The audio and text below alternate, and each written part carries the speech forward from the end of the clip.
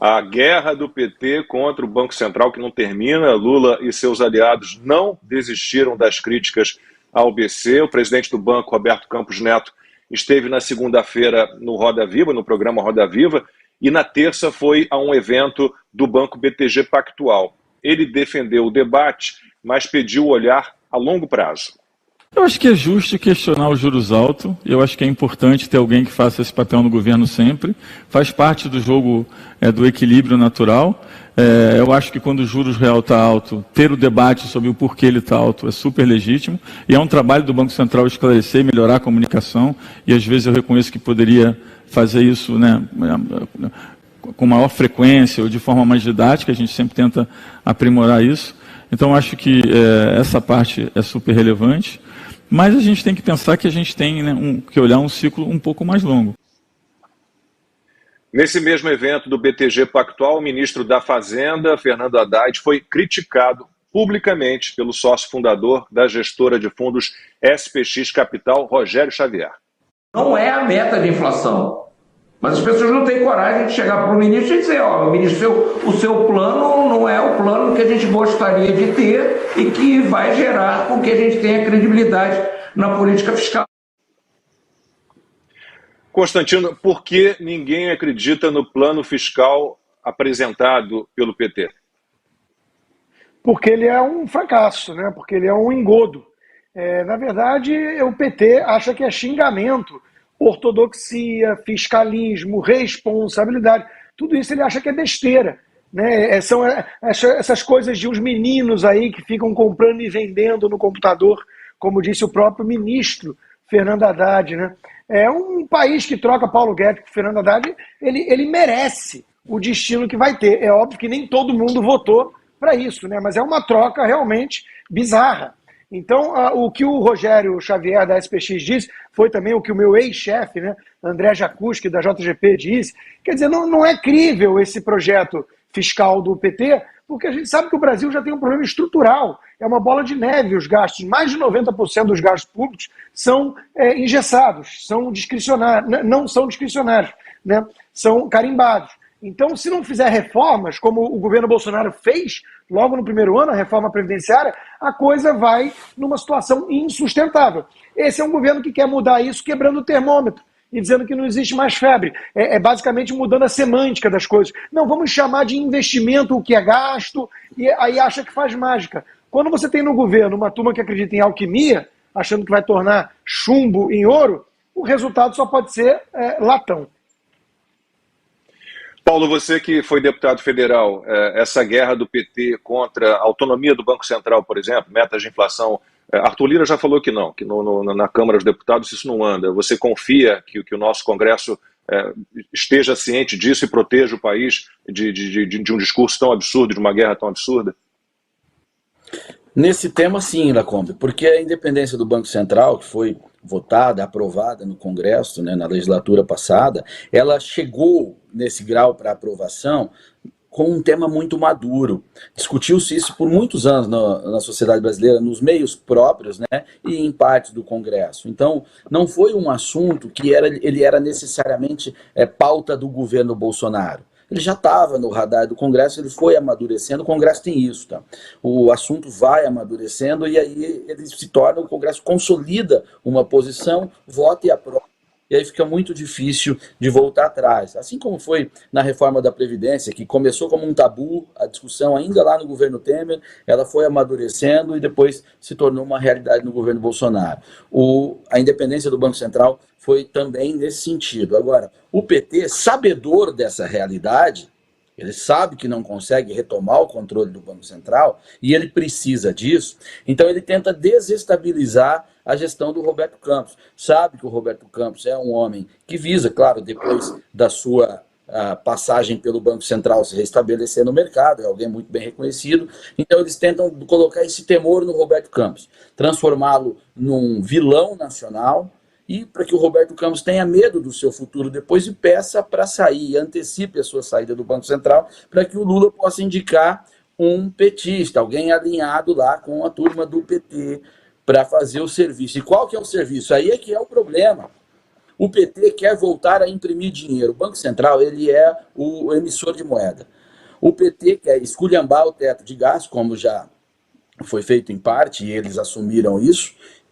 E para quê? Para que o governo não tenha limites e, em seguida, conseguir aprovar uma lei para permitir que o Banco Central venha comprar títulos da dívida da União. E então o PT gasta, emite título, o Banco Central imprime dinheiro e compra essa moeda e paga a conta da União. Vai criar um ciclo vicioso, inflacionário, vai destruir os fundamentos da nossa economia, mas vai dar ao governo instrumentos para ele exercer o maldito controle social que eu já citei aqui. Explode a inflação? Sim, explode a inflação, mas o governo ilude, sobretudo o funcionalismo, estabelecendo gatilhos salariais, como acontecia nos anos 80. O PT quer voltar à sua origem, como eu já falei, é a origem lá nos anos 80, e ele quer levar a nossa economia para a mesma década. Antes do comentário da Ana, deixa eu chamar mais um vídeo, depois da entrevista do Roberto Campos Neto no Roda Viva, um vídeo com a participação do economista e escritor Roberto Campos, avô do atual presidente do Banco Central, no mesmo programa, viralizou nas redes sociais. É perceptível no plano cruzado, aquelas punições a empresários, põe na cadeia, quem pratica preços desalinhados. Essa mentalidade anti-empresarial deriva de uma definição errônea da inflação. O cruzado treinou a população brasileira para acreditar que inflação é alta de preços. Não é. Alta de preços é o resultado. Inflação é expansão monetária. Vocês veem, e daí? E daí um número de consequências grandes surge. Se inflação é alta de preços, então o culpado é o empresário que faz a alta de preços. Mas se inflação é expansão monetária, então o culpado é o governo. Veja que a mudança da definição cria uma cultura anti-empresarial. Hoje existe no Brasil uma cultura anti-empresarial. Eu acho isso gravíssimo, porque dos vários áreos que temos por aí, o operário, o funcionário, o missionário, o realmente importante é o empresário. Operários todos podemos ser. Funcionários todos queremos ser. Missionários são úteis, mas eles falam na vida do além-túmulo e nós queremos na vida corrente. O dínamo da sociedade é o empresário. Isso é um recurso natural raríssimo. Ana, eu aprendi a gostar do Roberto Campos muito pequeno. Sabia que meu pai era um liberal clássico, um executivo de grandes empresas, extremamente fã do Roberto Campos. E toda vez que tinha uma entrevista do Roberto Campos, ele sempre me falava, presta atenção no que ele está dizendo. O problema é que não se fazem mais pessoas como o Roberto Campos, né? A gente não vê mais. Que aula em 1 minuto, né? 1 minuto e pouco. Que aula, que aula. Aí a gente vê, né, que o bom fruto não cai longe da boa árvore. O Neto aí fazendo um serviço brilhante. Aliás, a nossa querida amiga Renata Barreto resumiu muito bem a entrevista dele no Roda Viva. Foi pérolas aos porcos, porque ele extremamente técnico, dando respostas pertinentes, explicando, desenhando e explicando o desenho, e o calibre dos jornalistas ali perguntando por que você foi votar com camisa do Brasil, e umas perguntas assim, só faltou, sabe, o que você come, virou um programa bizarro, né? Um programa que já teve ali como grande âncora nosso querido mestre Augusto Nunes. Hoje foi difícil assistir, eu confesso que eu assisti, né, por força do nosso ofício hoje, mas foi muito difícil assistir, porque você acaba ficando com vergonha até das pessoas que estão fazendo aquele tipo de pergunta, aquele tipo de aproximação, e o Roberto Campos Neto extremamente técnico, mostrando a sua capacidade, que na verdade foi um dos pilares aí do governo do presidente Bolsonaro, né? As pastas técnicas, o Ministério da Economia, o Ministério da Infraestrutura, da Agricultura, todo mundo muito técnico, com autonomia, com independência, assim como o Banco Central. E essa guerra declarada ao Banco Central, que esse atual governo agora não está escondendo mais, né? Resta saber se o Roberto Campos Neto ele vai conseguir ficar o quê? Mais 2 anos, Constantino, o mandato dele? É isso aí. Inclusive tem um projeto do PSB já para casar os mandatos, né, do presidente da República com o presidente do Banco Central, que é justamente a ideia que a independência com o descasamento visava impedir, que é blindar da política o que tem que ser uma gestão técnica. Exatamente. E aí você vê que, se você pegar a mesma reunião de exatamente 1 ano atrás, do BTG Pactual, o Paulo Guedes, ali no finalzinho de fevereiro de 2022, dizendo: o Brasil está fadado ao crescimento, os números internacionais serão revisados, o FMI vai errar, o Brasil vai crescer. E quanta gente colocou o dedo ali e falou: o Paulo Guedes está completamente errado.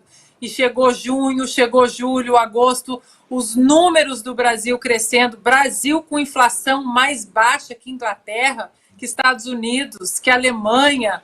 E agora nós saímos de toda essa área técnica para cair num governo puramente ideológico, com 37 ministérios ideológicos. Mas olha só, Lacombe, para finalizar, Constantino e Paulo, o Rogério Xavier criticou, não, porque isso, mas o Rogério Xavier fez o L, assim como o senhor Armínio Fraga, o Henrique Meirelles. Isso a gente também não vai deixar passar em branco, não. Eles não vão reescrever a história de que não, agora nós vamos criticar.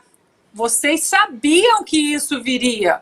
Uma coisa que nós não podemos jamais acusar o PT é de estelionato eleitoral, porque tudo que todos nós sabíamos que eles iam fazer e que eles disseram que iam fazer, eles estão fazendo. Então, esses economistas que fizeram, que demonizaram o governo do presidente Jair Bolsonaro, exatamente por não gostar do presidente, jogaram a água com o bebê fora, com o ministro do calibre, do quilate de Paulo Guedes, porque tinham nojinho do presidente Bolsonaro. Agora vão reclamar de Haddad. Vocês sabiam muito bem o que viria desse governo, principalmente dessa pasta da economia, e essa digital nesse governo vocês têm. O Rogério Xavier, inclusive, chegou nesse encontro aí, do qual ele participou virtualmente, a reclamar da meta de inflação que a gente tem hoje, né? Que, aliás, é um discurso que o PT traz. Eles querem que a meta de inflação seja bem mais alta do que a gente tem. Paulo, mas vai lá, o que uma pessoa como Fernando Haddad pode trazer de credibilidade? Zero. A gente tinha Paulo Guedes, agora tem Fernando Haddad. Não há como acreditar no Fernando Haddad. Você faz uma comparação, você vê uma entrevista do Fernando Haddad e vê essa entrevista do Roberto Campos. Qualquer uma. Paulo, é covardia comparar o Haddad com o Roberto Campos. Não, mas tem que comparar mesmo. Porque é para ver se as pessoas despertam e as que tiveram a irresponsabilidade de fazer o L, se olhem no espelho e assumam a sua responsabilidade daqui para frente, pelo menos. Porque toda essa turminha aí do mercado que agora está toda nervosinha com o Haddad, esse pessoal deu legitimidade à campanha do Luiz Inácio. Boa parte deles fez isso. Por quê? Porque rejeitavam a estética bolsonarista. Porque se fosse falar de propostas e as questões técnicas, eles não tinham nenhuma objeção, não conseguiam apontar algo de errado ali. Mas tinham que pertencer à turminha do bem, né? E aí fizeram L e agora tem que correr atrás e demonstrar coragem perante o ministro em palestrinha aí promovido por fundo de investimento, esse XP da vida, esse pessoal todo. Escuta demais para o país. Agora eu queria falar um pouquinho sobre o Roberto Campos, Lacombe, porque eu sou fanzaço do Roberto Campos. Tá? Recomendo a todos que procurem no arquivo lá do Roda Viva todas as entrevistas que o Roberto Campos concedeu àquele programa, quando ele ainda era um belo programa de entrevista, hoje não é mais, não existe. E é aula demais, assim. Você vê também pelos livros do Roberto Campos a evolução de um intelectual que estava aberto às novas ideias. Que o Roberto Campos começa como um desenvolvimentista. Ele vai estudando, ele vai amadurecendo até se tornar um liberal e até com um viés conservador em vários pontos que ele já colocou. Me marcou muito uma entrevista dele, eu ainda era garoto, e ele foi perguntado, ele tinha acabado de ingressar na Câmara dos Deputados, né, como deputado.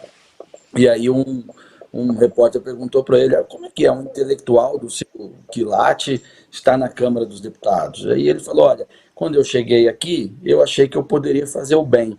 E depois desse tempo aqui, eu entendi que o melhor que eu posso fazer é evitar o mal.